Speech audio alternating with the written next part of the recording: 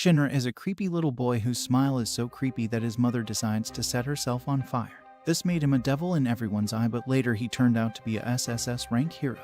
The show starts with Shinra standing at a train station.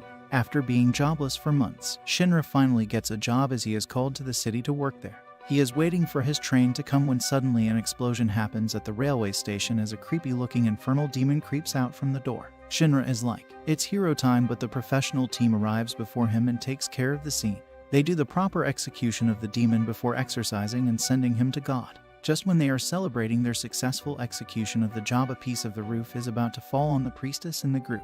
Shinra finally has the chance to showcase his abilities as fire burns beneath his feet and he accelerates towards the priestess and saves her from the danger. This would have made him look very cool if he didn't have his creepy smile on his face. Afterward, he introduces himself to the group that he is one of them and that he will soon be joining the Fire Force department as well. The group welcomes him abroad and takes him with them. Later, at the department, Shinra the group name, the captain is Akitaru, and the priestess is Iris. Apart from them, the girl is called Maki. Akitaru then introduces Shinra to the leader and the person responsible for them, also known as Four-Eyed, Takisa. Takisa is a bit concerned about Shinra as he doesn't seem like a good Joe for this type of job. Anyways, he doesn't care enough and simply tells him things about the infernal demons who are still a mystery. The infernal demons aren't demons, but humans who combust all of a sudden and become flame-wrecking demons.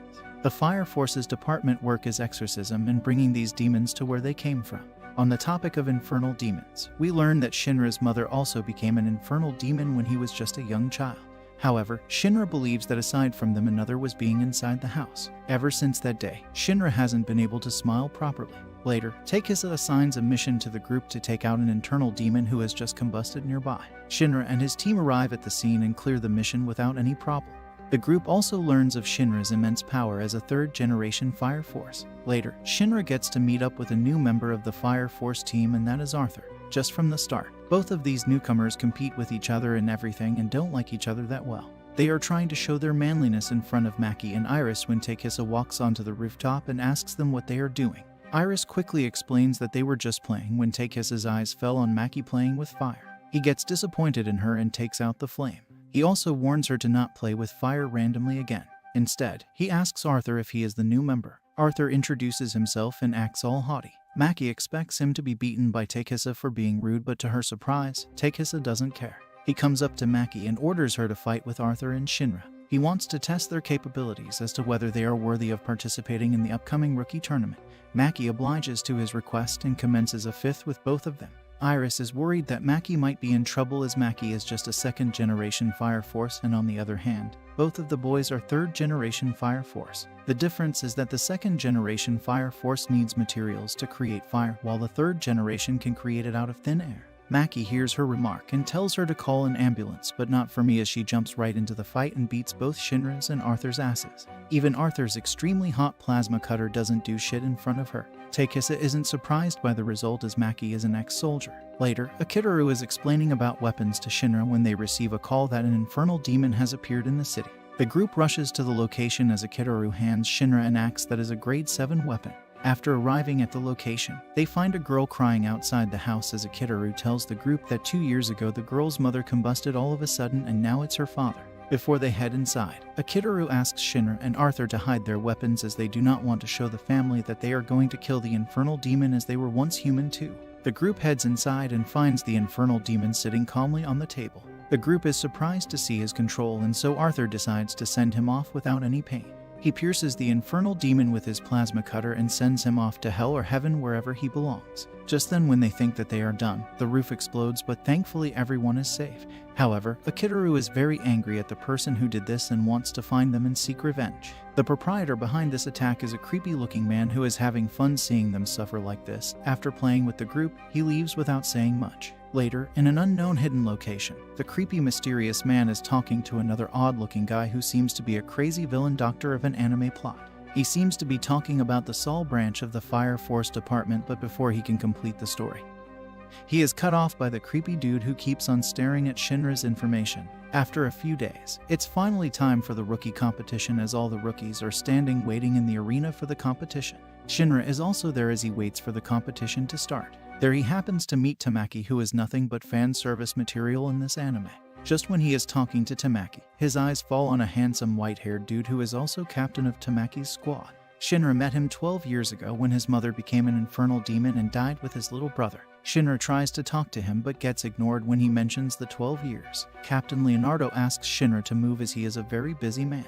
Afterward, all the rookies are called in front of a building where their goal is to rescue a person from the infernal demon who is just a random Fire Force member. The first person to do so would be the winner. The announcer starts the competition as Shinra flies in using his fiery feet. Tamaki is the second one as she uses the flame to become a cat-like beast and jumps inside as well. Arthur curses Shinra for being a devil and heads inside as he uses his plasma cutter to cut through walls. Shinra is the first one to arrive in the building as he calls the person who needs help, but he doesn't receive a response. Instead, he finds the creepy man standing next to two people who are lying down on the ground unconscious. The man threatens to kill the two people, which makes Shinra fight against him. After trading a few blows with Shinra, he mentions the incident 12 years ago.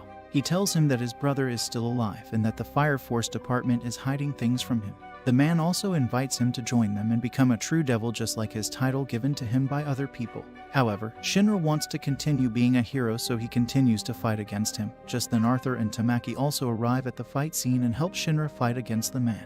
The creepy notices that it's time for him to go and he spreads ashes everywhere as it detonates. Fortunately, with the help of Arthur and Tamaki, he can rescue the two people and leave safely. The competition is called off as an external element is involved in the fight. Akitaru is glad that Shinra is safe. Captain Leonardo also praises Shinra as he envies Akitaru for getting such a great candidate. Later, Shinra speaks to Akitaru about the corruption in the Fire Force Department, so he tells him the truth that there are 3 branches in the Fire Force Department: the Holy Sol Branch, Tokyo Armed Forces, and the last but not least, the Fire Defense Agency. Aside from that, there are also Hajime Industries that hold a strong influence as they produce all of their pieces of equipment. He explains to him that he is gathering members to find the truth and decide whether the Fire Force Department is worth trusting or not. The following day, Shinra learns from Akitaru that the creepy man is known as Joker. Aside from that, nothing is known about him. The ashes that he used later turned out to be infernal after they examined it thoroughly. Shinra is disgusted and enraged to learn how a person can use dead people's remains for such activity. Meanwhile, we see Iris praying at a church as she holds a burnt picture. As to what's going on, time will tell. One day, Shinra is chilling with Arthur and the others when they receive a mission to retrieve a lost dog. At first, they are like, "We are strong warriors and how can we do jobs like this?" But Maki tells them that they are fire department and their job is to do public service. While they are on their job, a trial is being held in a court. The culprit is an ex-fireman, but he committed a few murders which led him here. However, to protect the image of the fire force, the court declares him not guilty. This sparks a rage between the masses, but before they protest, a spark is also set inside the man as well, as he becomes an infernal demon. But unlike other infernal demons, he doesn't lose his sanity and can act like a normal person. All the people in the court run away except his lawyer, whom he grabs outside. The news quickly reaches the fire department as Akitaru and his group rush to the scene. They also contact Arthur and Shinra, who are outside on a mission. Shinra receives the call and rushes to the scene with Arthur on top of him as they fly using Shinra's 5 feet. Quickly, they arrive at the vehicle where Takehisa asks them to go ahead after the infernal demon as they are way faster than a simple fire truck. After a while, Shinra and Arthur arrive at the scene and confront the infernal demon who wants to go on a killing spree after obtaining such powers. Takehisa and the others arrive too, but the infernal demon is too cowardly and runs away. Takehisa orders Shinra to chase after him as he is the fastest. Meanwhile, another group in the Fire Force Department receives the news of this incident, and their captain is interested in a sane infernal demon. The captain asks her man to quickly hurry up and arrive at the scene, so they can capture that infernal demon before anyone. However, Shinra is faster and arrives before the demon earlier than them and takes him head-on. The infernal demon is strong, but Shinra is even stronger as he beats him up. But just when he is about to land him his ass, Group 5 arrives and captures the infernal demon. Shinra is angry at them for stealing his prey as he roars at them, but the captain of Group 5, Hibana, tells him who is a good boy as she uses her powers to put him down. Shinra wants to struggle, but her minions put him down. But when he sees them treating a passing child poorly, he gets angry and starts to bash them. But just then, Akitaru and the others arrive too and settle the problem. He hands the infernal demon to Hibana on a promise that she will share the research with them as well. Hibana has no problem with it as she takes the infernal demon away. In a flashback, young Iris is training to become a sister at a church. She is not alone as there are a lot of girls with her and Hibana is one of them. All the sisters in training stand together as they prepare to capture a photo together. Back to the present time, Takisa orders Shinra and Arthur to train with other members. They want to quickly raise their strength and raid the Group 5 base to get back the information. Whether they fight or surrender, they will need to get the information at all costs. Later, Shinra is training as usual when he notices Iris thinking about something. He also sees her tears and asks her if she is okay as they are a team and he has to make them relieve. However, Iris assures him that she is okay and leaves. Later, Shinra and Arthur are sleeping when Maki barges into their room and tells them that Iris is missing. Meanwhile, Iris is at Group 5's base to seek Hibana. She talks to her about the infernal demons and how they must purge them and not give them any extra pain. However, Hibana is tired of her good acts and burns off her outer clothes with her power. She tells her she will do what she wants, not what the church tells her to do. She throws her jacket towards her and is about to leave when Shinra enters the base with a boom.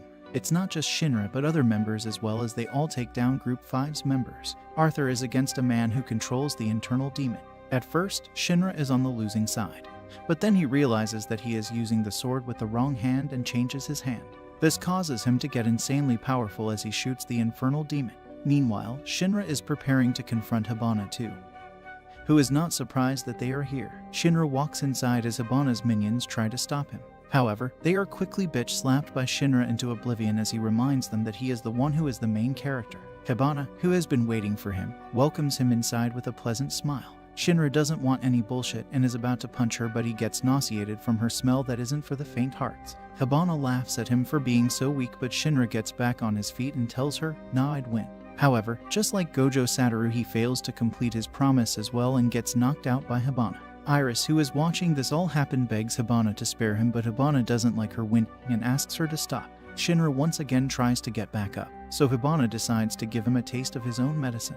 She summons a beautiful flaming tree which scatters its flaming blossoms everywhere. While Shinra is being traumatized, we learn in a flashback how Hibana was once a devoted sister in the church as well. However, one day, it all got ruined when a priestess turned into an infernal demon and burnt the whole church alongside all the children. Only she and Iris survived. This made her give up on the god and become a mad scientist as she spent the latter half of her life studying and experimenting on infernal demons. Shinra is listening to her whole backstory and decides to use the power of talk no jutsu to resolve this matter. At first, it doesn't do anything, but slowly but surely the sister gets beaten up by this holy move and forced to submit. After defeating her, Shinra rizzes her up by saying that she calls him whenever she wants and he would come to help her. This is his role as a hero. Although no matter how childish this sounds, it's enough to make Hibana fall in love with him. She also makes up with Iris as they forget about the past and decide to continue their future in happiness and peace. Later, in a church, Group 1 hears the news of Group 5 and Group 8 working together. Captain Leonardo thinks of something and then just lets it go. Meanwhile, Groups 5 and 8 are having a barbecue together. Their captains look forward to working with each other and solving the mystery of infernal demons. According to Hibana, some of the infernal demons have been created artificially. The majority of such cases were in the jurisdiction of Group 1. Akitaru is having a hard time digesting it, but this drives him even more to find the truth. One day, they are discussing how to move ahead when Akitaru informs them that he has a plan. The plan is to send spies into Group 1. The spies will act as a source of information, and they don't even have to do it secretly because each year, the groups are allowed to send their members to other groups for training. So in Group 8, Arthur and Shinra are chosen to go and join Group 1, and meanwhile, Hibana chooses a few from her Group 2 as well as someone trusted from another group. Later, Shinra and the other members, Arthur, Takeru, and Pan finally arrive at the Group 1 headquarters, which is located at the head church of Seoul. They enter the church and are welcomed by a member from Group 1 called Karim. Well, Karim isn't so well spoken as he is quite rude, but his speaking style is a bit weird, so Shinra and Arthur just pass off his remarks. After reporting their duties in front of Captain Leonardo, they are dismissed, but Shinra objects as he tells Leonardo that there is a rule that the new candidates must be tested by the existing ones. So Shinra wishes to undergo testing, but on one bet that he will be. The following day, Akitaru is reading the research paper on infernal demons as he learns that the difference between artificial demons and natural demons is just their cores. The artificial infernal demons have an external element in their core which after close examination was found to be an insect. Meanwhile, Shinra and Arthur have been staying in Group 1 for almost a week. Akitaru continually comes to check up on them as well as Hibana as they judge the environment in the Group 1 base. Later, Arthur and Shinra are having lunch when suddenly the fire alarm rings as everyone is summoned for an emergency. The emergency turns out to be a case of multiple infernal demons. so they need a large amount of firepower to complete this mission. Shinra and Arthur are taken to the mission as well, but they aren't allowed to enter and just stand outside in case of emergency. Shinra and Arthur are waiting for them to finish when their eyes fall on a man who is coming out of an alley, but someone stabs him with a small glass bottle and he combusts to become an infernal demon. Shinra and Arthur chase after the suspect, but when they reach there, they only find Rekka and Karim completing their mission alongside Tamaki. Arthur wants to confront them, but Shinra stops him as they leave. Later, Arthur is angry at Shinra for stopping him, so Shinra reminds him that they are in an enemy's territory and that they need to be cautious. They also decided to investigate Karim as he was there at the scene and the suspect had the same outfit as him. Later, they cautiously make their way to Karim's room and break inside. There they open a drawer and find a few papers with an insect bottle. Just then Karim enters the room and assures them that he is not the villain. He explains to them that he found this insect bottle a while ago and has been investigating the infernal demons too. After hearing his explanation, Shinra and Arthur believe him and they decide to participate with him in the investigation. Meanwhile, Tamaki and Rekka are standing in an abandoned building with a few children and their caretakers. These children are orphans who lost their families in infernal demon attacks. Their Rekka reveals his true colors as he knocks out Tamaki and converts the caretaker lady into an infernal demon. However, his plan fails, so he eliminates her and moves on to a child. Tamaki wakes up, but he beats her up and converts the child into an infernal demon, unlike the caretaker lady. He can control the flames and doesn't burn away. This makes Rekka exhilarated as he gets even more excited and is about to move to other children, but Tamaki tries to stop him. This makes Rekka very angry and decides to finish her off right here. But Shinra comes to her rescue as he appears on top of Rekka and kicks him right in the face. Tamaki looks at him and starts to cry as she can't believe her help finally arrived. Rekka stands up after being bitch slapped and acts like nothing happened. His attitude makes Shinra enraged as he pounces on him once again like a cat pouncing on a mouse. Seeing the insanely powerful moves of Shinra, Rekka decides to get serious as well and starts to take Shinra as a worthy opponent. The fight continues as both seem to be evenly matched. Tamaki can't believe that a newbie like Shinra can keep up with a lieutenant like Rekka. While Shinra is only able to excrete fire through his feet, Rekka on the other hand can use his hands to create flames too. The fight goes on as both of them get beaten up. Shinra tries to ask him why he is doing this, so Rekka explains to him that he is doing this to create evangelists for the Holy Saul Church. Seeing this twisted behavior is enough to make Shinra puke. He can't believe how a man can be insane enough to justify the lives of the children. However, Rekka isn't belittled by his statements, and instead, he tells him that no matter how many lives are sacrificed, they will continue to do this until one day this planet is engulfed in flames and becomes a star. Their goal is to create a second son, Saul. After telling his plan, Rekka starts to burn his body so he can become even more powerful, but before he can attack anyone, Karim arrives on the scene and freezes his hands. Rekka is arrogant and tries to melt the ice, but instead, the ice spreads even more till he is completely engulfed in it.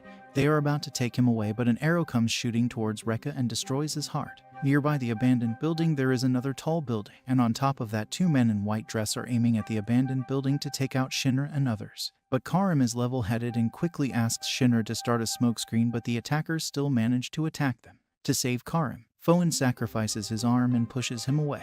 The attackers know that they won't be able to do anything, so they run away. Shinra wants to chase after them, but Karim asks Shinra to stop and don't chase as they still don't know anything about them. After the battle with Rekka, the truth about the man-made infernal demon is exposed. To handle the severity of this problem, all the captains of all groups are called to the headquarters of the entire Fire Force Department.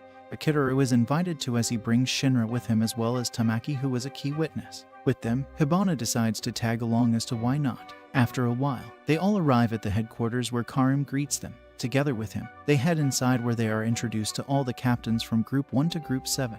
Group 1's captain is Leonardo. Following him is Gustav of the 2nd group, Giovanni of the 3rd group, Suikairo of the 4th group, Hibana of the 5th group, Kyoko of the 6th group, Benimaru of the 7th one, and last but not least Akitaru of the 8th one. All these 8 groups sit together on their respective seats along with their team members. Soon, the Emperor of the Tokyo Empire arrives in front of them and sits in his seat. He is also the Pope of the Holy Church of Saul. He talks to everyone about the infernal demons and wishes that everyone would participate in the fight against the evangelists. Benimaru is sick of his talk and leaves. Although the Pope warns him, Benimaru is a Chad and doesn't care for anyone. He is also the strongest of the captains, or that's what it is told. The Emperor doesn't mind his behavior, or at least he isn't able to do anything to Benimaru, so he continues with his speech. Afterwards, he asks Shinra if he has had all a burst. Shinra stands up and tells the Pope that at least he was told this by Rekka. The Pope believes him as he has no reason to not believe. Instead, he tells everyone about what Atala Burst is. In the Pope's words, it is a sacred flame that's from the god. It's the purest of the flames. However, not much is known about it, so they are not sure yet. Although, according to Rekka's words, the evangelists might know about it. So the Pope wishes to take Shinra under their care and protect him, but he declines as he wishes to remain free and not protected. The Pope respects his choice as he is allowed to stay free, but he orders Group 8 to protect Shinra with all their efforts. Later, after the meeting, everyone heads back except Shinra, who stays at the location for a sightsee. He visits the energy plant that is also run on a sacred flame called Amaterasu.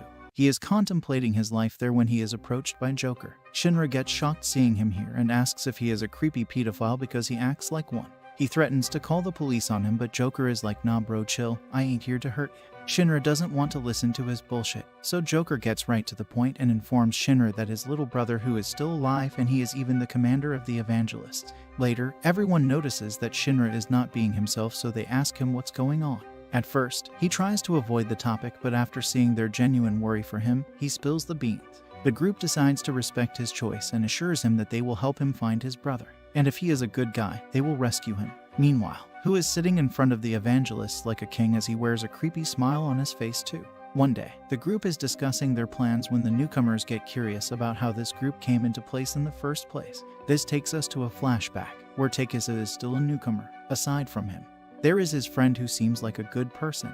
They are discussing the infernal demons when he suddenly asks Takeisa to put him down with a baptized weapon if he were ever to turn into an infernal demon. Bro wants to go down with a holy weapon. What a devotion, my brother. Coming back to the topic. They are randomly talking about things when Maki passes by them, so Takeisa comments about her as how she is the daughter of a famous person, yet she still trains so hard. Later on, Takeisa is sleeping in his room when suddenly his friend becomes an infernal demon. However, he still tries to maintain his sanity as he requests Takeisa to put him down using the baptized weapon. Takeisa isn't able to take a shot as he hesitates, so the other team arrives and does the job instead. This makes Takeisa almost give up on his job as he considers himself useless. However, one day, he is on his way somewhere when he notices a crowd, so he comes up to them where he finds Akitaru telling the Fire Force team to take care of the calm infernal demon first, but they tell him that they need the contribution points, so the longer the scene the better. Akitaru is disgusted by their behavior, but he still can't do anything, so the only thing he can do is console the old lady. However, Takeisa jumps in and tells Akitaru that let's do it. Akitaru is like hell yeah bro as they jump in the house and notice the man calmly sitting without disturbing anything. Takeisa tells him about his friend, so Akitaru asks him to complete his duty this time. Takeisa mans up and does the complete job this time. Outside the house, Akitaru informs Takeisa about his ambitions and invites him to join his team. Takeisa is more than happy to join him and he even recommends Maki. Back to the present time, Maki is very happy that Takeisa complimented her and even invited her to join the team. He also tells them about their first mission, which involved an infernal demon who had similar white robes to that of the evangelists and a red cross. The place where it took place remains under the 7th group's jurisdiction, so they make their way to Benimaru's turf. Later, the group arrives in front of Benimaru, who is not happy to see them. Akitaru tries to make him cooperate, but Benimaru is like a solid hunk who refuses to move. But just then, the fire alarm rings as Benimaru rushes outside and finds smoke rising from somewhere in the town. Benimaru rushes alone and takes care of the infernal demon. However, his methods are extremely destructive as they end up ruining all the buildings in the block. But the townspeople are still not mad, and instead, they celebrate his victory with a celebration. After the fight, Benimaru orders his squad to start cleaning up and repairing the buildings that he just destroyed. His squad is more than happy as they quickly get back right into working. Shinra asks Akitaru if their group can help with the repairs too. Akitaru seems to be thinking the same, as Benimaru isn't willing to listen to them soon, so they decide to build a good image for themselves first. Shinra lifts heavy logs and transports them, while Akitaru lifts heavy things for the cleanup. Maki does the same, but on the other hand, Tamaki just acts like a fan service as usual. Takeisa helps with nailing everything, and last but not least, Arthur helps with the wielding as he uses his Excalibur to wield metal pipes. After the whole day of working hard, Benimaru puts bandages on his friend, Conro, as they talk about Group 8. Benimaru doesn't dislike them, but he doesn't want to deal with the investigation. Conro doesn't push him as he knows how much Benimaru dislikes acting like a leader. However, he still advises him to let Group 8 investigate as they are not losing anything with it. Just then, Shinra barges into the room alongside the two twin sisters. The twin sisters start to brag about Shinra's unique dance skills, which makes Shinra blush heavily. Benimaru smirks as he calls him childish. Shinra wants to ask him about Conro, but he stops and leaves with the twin sisters. Later that night, Shinra comes in again when Benimaru asks him about Akitaru's whereabouts. Shinra tells him that he was here for the same reason as he tells him that Akitaru sent him here to bring him to them. After telling him the location where Akitaru is waiting for him, Shinra leaves. Later, Benimaru heads to the location where he finds Akitaru and Takehisa talking about creating infernal demons in the town. After saying this, they disappear, so Benimaru chases after them and finds them with the whole group. He starts to attack them all of a sudden as he threatens to kill them for turning his fellow people into infernal demons. Akitaru and others don't understand him as they try to defend themselves, but Benimaru has gone out of control as he continues to attack them. While Benimaru is bitch-slapping everyone, Akitaru goes in the back and returns fully armored. He takes Benimaru head-on despite having no special powers. Benimaru is shocked and asks if he doesn't feel afraid, so Akitaru answers him that he is so afraid that he might piss his pants, but that doesn't mean that he will back off. As the captain, it's his job to take care of his subordinates. The fight between the weakest and the strongest captain goes on till Benimaru realizes that it's time to end this, so he prepares his big move. But Conro stops him at the cost of flaring his injuries. His injuries are the result of using his pyrokinetic abilities to the extreme. As to how this happened, we are taken into another flashback, where Benimaru and Conro haven't even joined the fire force yet. However, one day, their town suddenly became a fireworks show as multiple inferno demons popped out at once. Benimaru was on his last legs when fighting against a strong infernal demon, so Conro took it in his hand to fight it. The aftermath of the fight is brutal as Conro is left with heavy burns and the whole town is decimated into rubble. After the whole incident, the fire force finally arrives. The one to arrive is Group 4 as their captain invites Conro to join Group 7 and lead it. At first, Benimaru wants to reject him as he doesn't want to become a dog of the Emperor, but Conro suggests to him that they can also exploit the Empire to get funds for the town and make people's lives here a bit better. Back to the present time, Group 8 admires Conro for sacrificing his well-being for Benimaru. However, Conro tells them that not even 2 of his lives will be worthy of Benimaru's life. This makes Shinra angry as he tells him that all lives are equal and that as a hero will save all of them. He requests Conro to call for him whenever he needs help and he will come to his rescue. Conro is inspired by his speech and assures him that he will call him in the future. Meanwhile, Benimaru heads to the village to ask the villagers whether Akitaru and Takehisa are with them. But there he discovers everyone fighting with each other over small things. Benimaru realizes that everyone seems to be duped by people that look like them. Just when he is about to take action, the fire starts to spread in different areas of the town as everyone starts to panic and shout "Infernal Demon! Infernal Demon!"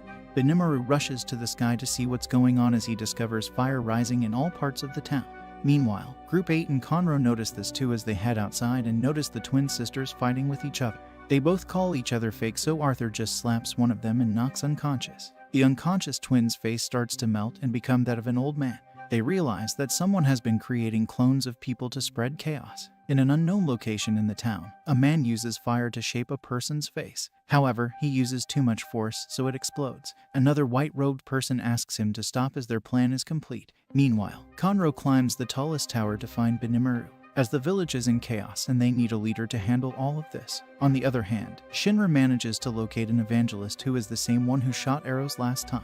Alongside him, there is another evangelist who also looks to be very strong. Fortunately, Arthur is with Shinra as they both take them head-on by cooperating for the first time. Their cooperation is enough to deal with them, so out of desperation, one of them consumes the infernal demon insect. On the other side, Conro is calling for Benimaru at the top of his lungs. Benimaru hears his voice and rushes towards him. He asks Conro to handle the villagers, but Conro tells Benimaru that he is their leader now and that it's time for him to take the mantle of the town. At first, Benimaru is hesitant, but after seeing Conro's confident expression, he agrees as he asks Conro to get down. He uses his pyrokinetics to lift the tower into the sky as he calls to his subjects that as their leader, he orders them to calm the duck down. He orders them to stay calm and informs them that their town has been attacked by people from the outside. He asks them to start beating each other up as the imposters will never be able to win 1vs1 against them. The villagers are hyped up by his order and start to beat each other up. Meanwhile, the evangelist who has consumed the insect transforms into an infernal demon. However, he is no ordinary infernal demon but a great demon with horns. Shinra and Arthur try to fight him, but they are both beaten up as his skin is too tough to pierce and his attacks hit too hard. But fortunately, Benimaru notices their fight and comes to their rescue. He is easily able to counter the demon's attacks, however, to prevent a destruction like last time. He prefers to take him into the sky and finish the demon there with a big move so that the town doesn't get destroyed.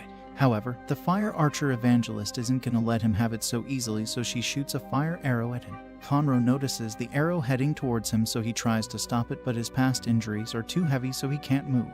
So out of desperation, he calls out to Shinra, who is still terrified by the horned demon, as it is sort of the same demon that appeared in his house 12 years ago. But when he hears Conroe's voice, he gets up and flies towards the arrow. However, he is still a bit slow, so he pushes himself to the maximum and manages to deflect the arrow at the last minute. Benimaru is thankful to him as he also completes his big move and destroys the horned demon in a single attack in the sky. After the attack, he runs out of power, so he falls down, but fortunately, Shinra manages to catch him and brings him down. The remaining evangelists, alongside the flame archer, prepare to head back as their mission is complete here. Later, in an unknown hidden location, the face-changing dude, Yona, and the flame archer, greet their supreme commander, Sho. They tell him about Shinra's Adala link, which intrigues Sho as he asks them to capture him later. Meanwhile, Group 8 receives a new member, Victor. Victor is a researcher from Hajime Industries, and now he has been transferred to Group 8 to help them do forensic stuff. Even though Victor is from Hajime Industries, the group trusts him because Hibana recommended him. Victor is introduced to everyone as he greets them back. However, after noticing their condition, he is quite disappointed as they don't even have their mechanic to fix things. Akitaru gets a bit stumped, so he urges Shinra and Arthur to go with Iris and try to please Vulcan into joining them. However, Victor laughs at them as he knows that Vulcan will never join anyone. Shinra doesn't know who Vulcan is, so he asks Akitaru about him. Akitaru tells him that Vulcan is a genius mechanic who is held as the greatest of them all. Hajime Industries has tried to recruit him in the past, but he declined each time. However, Akitaru is confident that he will join them, so he sends them on the mission to bring back Vulcan. Later, Shinra and the others arrive at the location. However, they only find junk everywhere. Amidst the junk, there is an odd-looking building, so they call out if someone is in there, and the only thing they receive is tin cans which hit them on their head. They try again, but there is no response this time. Just then a child appears behind them and asks if they are here to meet Vulcan. After learning that they are from the Fire Force, he advises them to go back, but Shinra and the others assure him that they are different from other ones. The child believes them and leads them inside. However, instead of meeting Vulcan, they meet a hot babe, Lisa. She was rescued by Vulcan in a graveyard, so he brought her back home and took care of her. The child, Yu, is also sort of the same, but instead of being rescued, he chooses to live with Vulcan as an apprentice. After a while, Vulcan comes back and notices the fellas and advises them to back. However, Shinra tries to tell him that he wants him to join, but he rejects as he tells him that he won't work with anyone. Just then, Lisa arrives in front of him and tells him that Giovanni is there. Vulcan heads outside and meets the captain of the third group, Giovanni, who asks him to join them. However, Vulcan rejects his offer despite being threatened by Giovanni that he will cut off all his sources of materials and equipment. After failing to negotiate, Giovanni leaves. Vulcan comes back and notices Iris pressing random buttons on his machines. He asks her to stop her, but she continues pressing till she finally comes across an odd ball-shaped device, which he quickly takes out of her hand. He asks them to follow him as he heads outside and activates the device. Soon, all of them are pulled into a mesmerizing illusion where they see different sorts of animals, both land and sea. Vulcan tells them that his dream is to create a machine that can restore life on this planet, so these species can live once again. After hearing his dream, Shinra decides that he is a perfect fit for their group. However, Vulcan is still not willing to join, so Shinra and the others leave. However, just then Shinra feels a premonition that Vulcan's life is in danger. He calls it his hero's instinct and orders Arthur and Iris to go warn Vulcan about it, and he runs towards the forest. Just like Shinra's premonition, Giovanni is planning to end Vulcan's story right here at this moment as he asks two of his guys to go and do the job. They ask them to take off their fake suits and wear their evangelist outfits. Meanwhile, Vulcan hears the news from Arthur and thinks that he is crazy as there is no way that Giovanni will do anything to him. He believes that it's the opposite because he is the one who hates Giovanni but not him. However, Arthur continues to advise him till Yu comes up to Vulcan and informs him that they are surrounded by people in white clothes.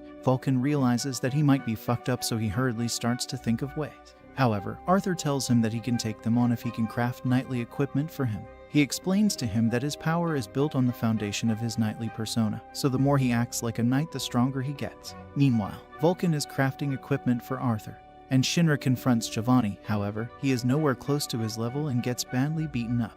Giovanni is happy that he caught a rare Pokemon like Shinra and starts to count his contribution after turning him to the evangelist. Arthur's equipment is complete as he heads outside on his horse, which looks like a donkey attached to his crotch. In his hand is a rusty-looking sword hilt. However, despite all of this, Arthur is stronger than ever before. He fights both of the dudes for some time and even has the upper hand till Giovanni arrives and beats him up. Meanwhile, inside the house, Vulcan orders Iris to take Lisa and Yu with her through the back door as he prepares to confront Giovanni. He talks to himself about being the heir of the family that built the Amaterasu power plant and assures them that he won't let them end his story here. Just then, he is attacked by Lisa, who tells him to give her the key to the Amaterasu. Vulcan is shocked and can't understand what's happening. Lisa tells him the truth, that she has been staying with him as a spy. Just then, Giovanni enters the house too and tells him that Lisa is telling the truth. He also beats up Vulcan as he asks him to tell him where the key is. However, after receiving no response, he gets angry and starts to destroy the oddball-shaped machine. Seeing this, something snaps inside Vulcan's mind. However, Giovanni continues to break it but stops when he discovers that the key to Amaterasu is actually inside this junk machine. On the other hand, Shinra is rescued by Hibani, who saves his ass from being kidnapped and taken to Evangelist. After being released, he immediately heads to the junkyard to save Vulcan. He doesn't even stop to help Arthur and instead flies right into the building and gives Giovanni a good kick in the face. While Giovanni is trying to fix his broken jaw, Lisa begins to attack Shinra with her magnetic flame tendrils. Shinra is having a hard time, so Vulcan decides to help him. He asks Iris to press all the buttons, which releases a lot of weird equipment that disturbs the magnetic field and turns Lisa into useless junk. Giovanni realizes that they have made a mistake as he runs outside, where Sho has arrived with one of his minions. Shinra heads outside and notices Sho standing there. He immediately recognizes him and calls him his little brother. However, Sho on the other hand feels extremely disgusted by him as he comes near him. However, his speed is so fast that even time almost seems to stop. He punches Shinra in the stomach with his sword hilt, which knocks him down.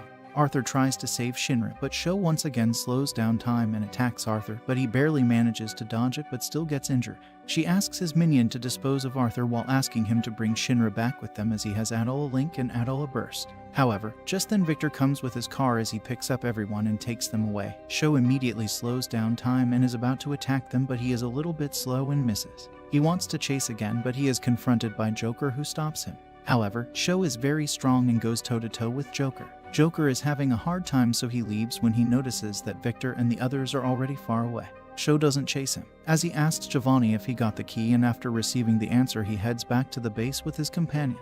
Later, Shinra is sitting outside the hospital room with Vulcan as he asks him to join his team. Vulcan accepts his request as he has nowhere to go. They both share their dreams and decide to help each other in achieving their dream. Vulcan wants to bring Lisa back from them, while Shinra wants to rescue his younger brother. The following day, Arthur and Shinra accompany Vulcan to his junkyard, where he pays his final respects to his father and grandpa and apologizes to them for joining the Fire Force. However, he assures them that he will not sully the name of their family and take back what was theirs. Later, Akitaru, Hibana, Conro, and Karim are having a meeting as they discuss Giovanni, whom the Empire declared to be an imposter to protect their image. However, after this incident, their image is ruined as their members start leaving the group. On the other hand, they discuss Evangelists and the rookies in Group 8. Akitaru believes that they have immense potential and that they just need some polishing. Conro suggests to them a person who is best at combat and can help them polish well. Meanwhile, Victor is searching for an evangelist base as he gathers various samples from different locations. There he meets Joker, who asks him to help Shinra unlock more of his abilities. Victor agrees to help him, as Shinra is a key to reaching Commander Sho of the Evangelists. On the other hand, Shinra and Arthur arrive at Benimaru's base. Benimaru has already learned from his Conro that these two newbies will be under his care. Benimaru tests them at first and declares them to be worthy of his training.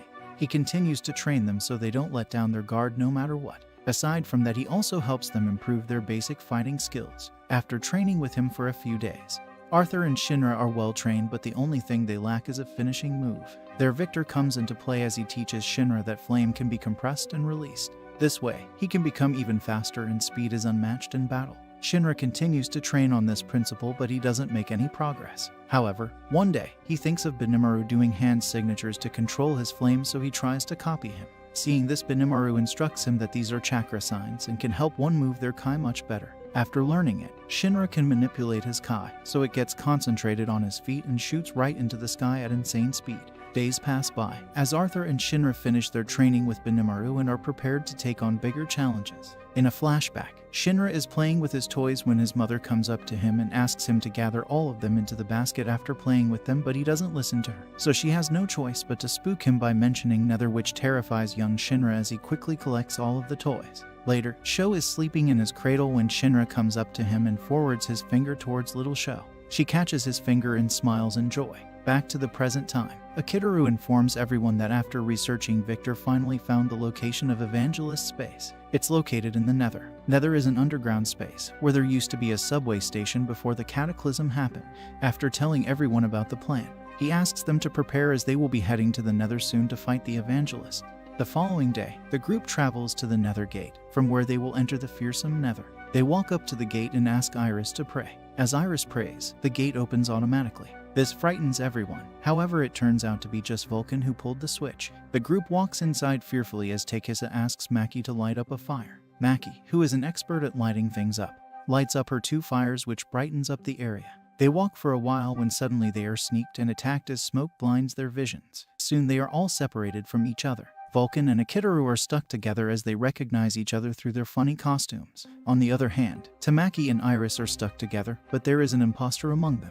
The 2 Tamaki fight with each other as to who is real, but after showing her lucky pervert ability, Iris realizes who the real Tamaki is as the fake one escapes. Maki is also stuck alone, but she is attacked by a group of evangelists. However, she is a strong gorilla and can take on her enemies very easily. Meanwhile, Tamaki and Iris are attacked by an evangelist who calls himself Assault. He considers himself a deadly villain, but even he isn't able to fight against Tamaki's lucky pervert ability, and is defeated by her eroticness. Meanwhile, Takisa is against Arrow and the guy with the Mirage ability, Mirage, who attacked Arthur at Vulcan's junkyard. Using his tactics and the sniper equipment made by Vulcan, Takisa can take out Arrow, but this leaves him exhausted as he falls. Mirage takes this as an opportunity and is about to attack him, but fortunately, Arthur comes to his rescue and saves him. Using the techniques he learned from Benimaru and Conroe, he can detect the true form of Mirage and slash him down.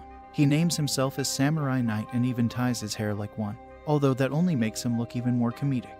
Meanwhile, Tamaki and Iris reunite with Maki, who is glad that they are safe. On the other hand, Akitaru and Vulcan are up against Giovanni and Lisa. Vulcan realizes that Lisa has been brainwashed by Giovanni, which makes Akitaru very angry. Lisa uses her flame tendrils to attack Akitaru and Vulcan.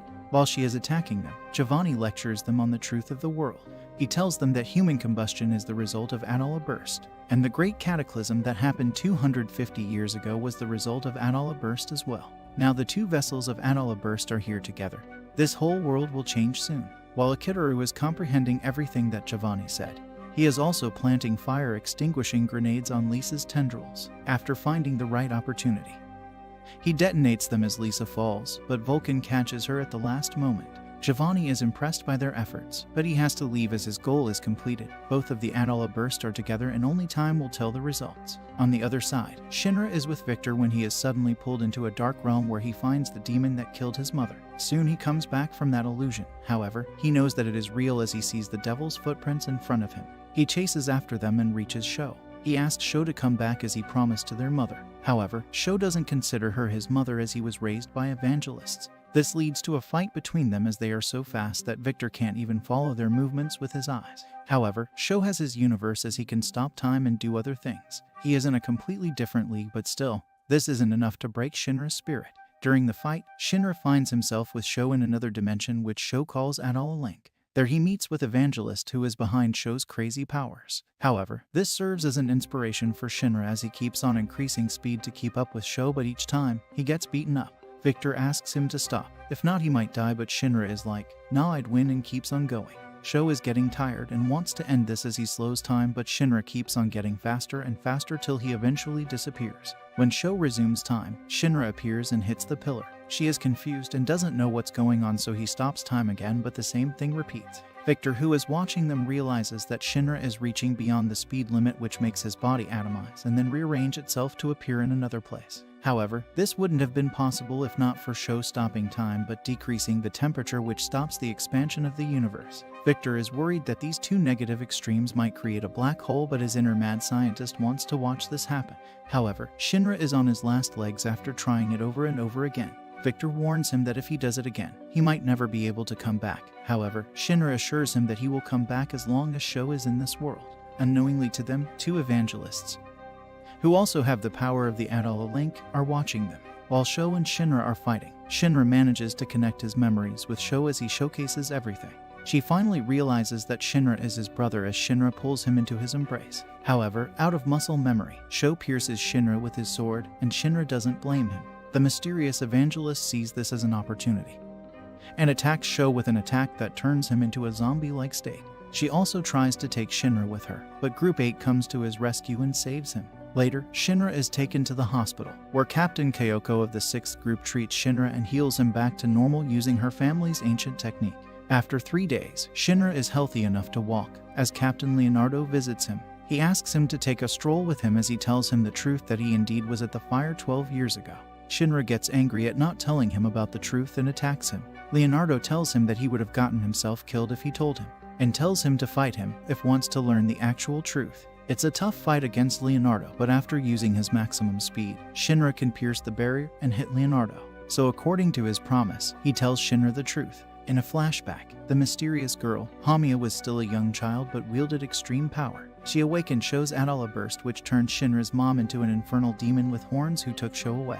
Shinra also awakened his ability at that time, and Leonardo lost his right eye as a result of seeing that fire. Later, Shinra returns to the base and reports to Akitaru about everything.